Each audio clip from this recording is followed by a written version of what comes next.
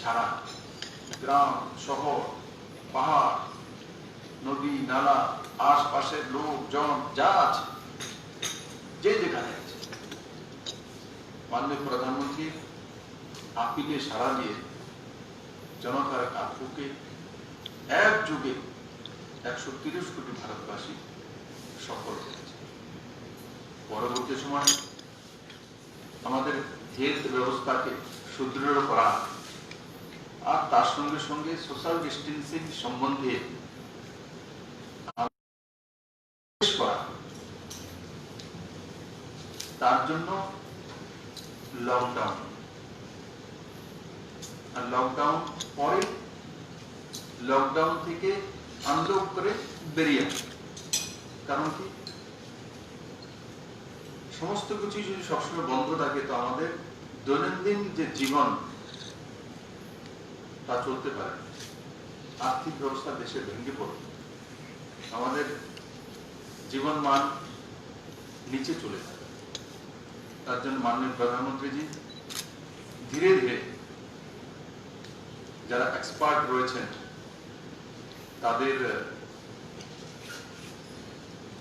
সঙ্গে আলোচনা ক্রমে সমস্ত মুখ্যমন্ত্রীদের সঙ্গে বারংবার ভিডিও কনফারেন্সিংয়ের মাধ্যমে আলোচনা করে আনলক শুরু করেছে। বন্ধুরা, আমরা এক সময় গ্রামে গঞ্জে আমি দেখেছি, বিশেষ করে পাহাড়ের অঞ্চলে যখন আমি প্রবাসে যেতাম তো রোড পর্যন্ত ড্রপ গেট লাগিয়ে লেখা থাকতো যে এই ড্রপ গেট টপকে বাইরের লোক যেতে পারবে না। কারা করেছে? নজওয়ান সমাজের লোকেরা। পুলিশ গিয়ে করেনি, কারণ কোনো জায়গাতে লেখা নেই, কোনো জায়গাতে লেখা ছিল না। কিন্তু আমি দেখে খুব খুশি হতাম যে আমার ত্রিপুরার মানুষ এত জাগ্রত, এত ভেতরে,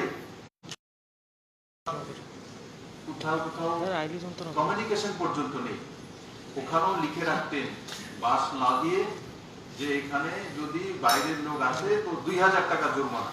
তখন সরকার জরিমানা সিস্টেম করেনি, কিন্তু সমাজের মধ্যে যে জাগরুকতা ছিল তার প্রতিফলন ছিল। কিন্তু এখন যখন আমরা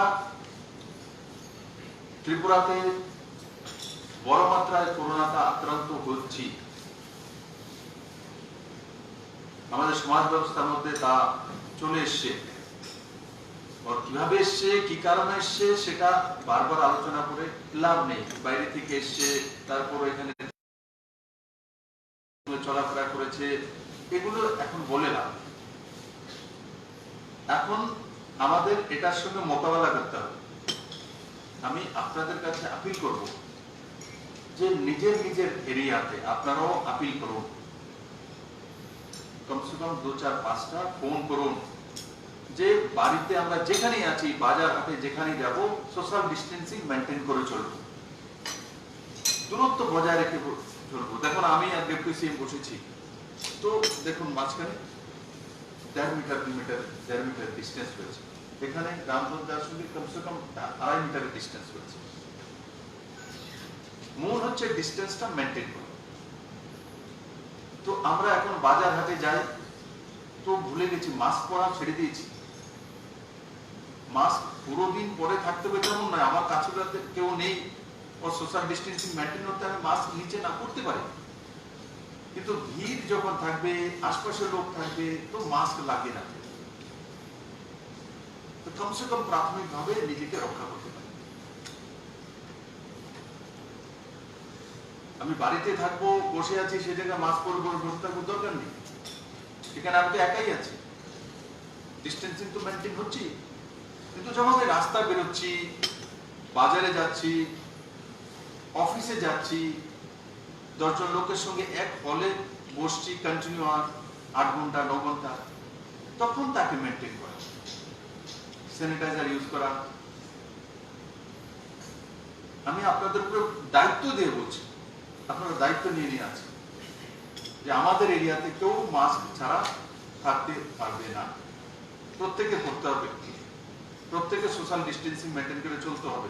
যদি দেখছেন তো টোকা নাম ধরে বলি, কেন করছো, যাও বাড়িতে গিয়ে মাস্ক পরে নাও। সবার কাছে মাস্ক আছে আজকের দিনে, এমন নয় যে মাস্ক ডিস্ট্রিবিউট করতে হবে, প্রত্যেকের কাছে আছে। আর বিশেষ করে আমার বোনেরা মায়েরা বড় মাত্রা মাস্ক তৈরি করে নিজেরা তৈরি করে বিলি বন্টন করেছে। তাই আমি আপনাদের কাছে করজোরে নিবেদন করব যে তার জন্য সোশ্যাল ডিস্টেন্সিং মেনটেন করা, জাগরুকতা এবং সমাজকে বাঁচিয়ে রাখা, তার দায়িত্ব আজকে আপনারা এখান থেকে নিশ্চিত নিয়ে যাবেন। আমি আগেও দেখেছি অনেক বিষয় আপনাদের কাছে আমি আপিল করতাম, আপনারা সাড়া দিয়েছেন, সমাজে সেটা প্রতিফলিত হয়।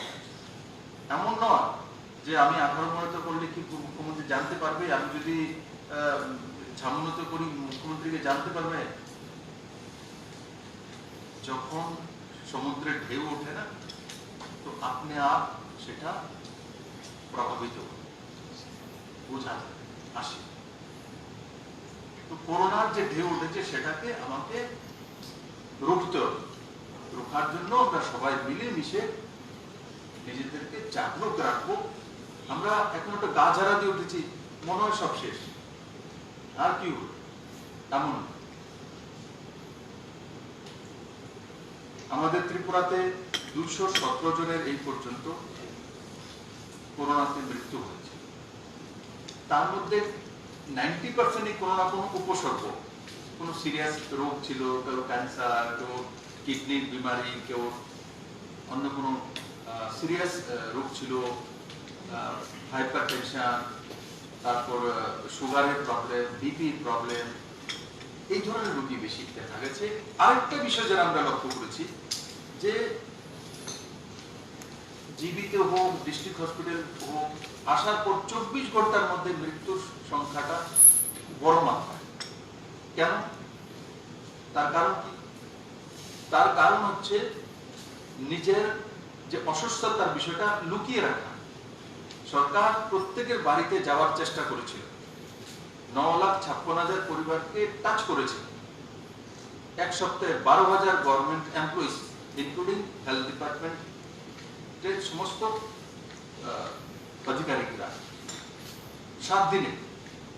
কিন্তু কোথাও কোথাও আমি দেখেছি যে রোখা হয়েছে, না আমরা করবো না, আমাদের কেন ঢুকতে দেব না, বড় লোকসান হয়েছে। তারপর দ্বিতীয়ত শহর অঞ্চল ও গ্রাম অঞ্চল লক্ষ্য করেছি যে বাড়িতে গিয়েছে, জিজ্ঞাসা করেছে আপনার বাড়িতে কেউ অসুস্থ আছে কিনা, সিমটোমেটিক কিনা, বলে দিয়েছে না আমার বাড়িতে নেই। আমি আপনাদের উদাহরণ দেব, তেলিয়ামুড়াতে এমন অনেক আছে, একটা উদাহরণ দিই। তেলিয়ামুড়াতে বাড়ির সামনে গিয়েছে, হেলথ কর্মী চিৎকার করে বলেছে, এস্টাবলিশ লোক, পয়সা করি আছে, ভালো হাইলি এস্টাবলিশড বিজনেসম্যান। এমন নয় যে গরিব ব্যক্তি চিকিৎসা করতে পারছে না, তার পয়সা করি নেই, সবকিছু আছে। হেলথ কর্মী যখন বাড়ির সামনে গিয়েছে, জিজ্ঞাসা করেছে, বলছে না সব ঠিক আছে। 2 দিন পর ব্যক্তির মৃত্যু হয়ে যায়। হেলথ কর্মী গিয়েছে, গিয়ে যখন সোয়াব নিয়ে টেস্ট করেছে তো পজিটিভ কেস। জ্বর ছিল, কাশি ছিল, তখন সব বলছে হ্যাঁ ওনার তো এতদিন যাবো জ্বর, কাশি, সর্দি। বলে 2 দিন আগে যখন বাড়ির সামনে আপনারা তো বললেন না। বলে আমরা বলিনি, এমনিতে চুপিয়ে রেখেছি। আর তারপর ওই বাড়ির লোকই তাকে দহন সংস্কার করার জন্য তৈরি না, নিজেদের লোক বলছে এই ডেড বডি এখানে দহন সংস্কার করা যাবে, বললে করোনা ছড়িয়ে পড়ে। তারপর ওখানকার বিধায়ক, আমাদের চিফ কল্যাণীরা আমাকে ফোন করেন, করার পর এখান থেকে আমি অ্যাম্বুলেন্সের ব্যবস্থা করেছি। অ্যাম্বুলেন্সে থেকে এখানে বর্তরাতে শ্মশান ঘাটে আনা হয়েছে, তারপর দহন সংস্কার করা হয়েছে। আর যদি 2 দিন আগে হেলথ কর্মী যখন বাড়িতে গিয়েছিল তখন যদি বলতো, হয়তো আমার সেই ভাই আছে প্রাণ হারাবে, চেষ্টা তো করে দিতাম। তো আমাদের সামনে এটা এসছে যে কিছু কিছু জায়গা অপপ্রচার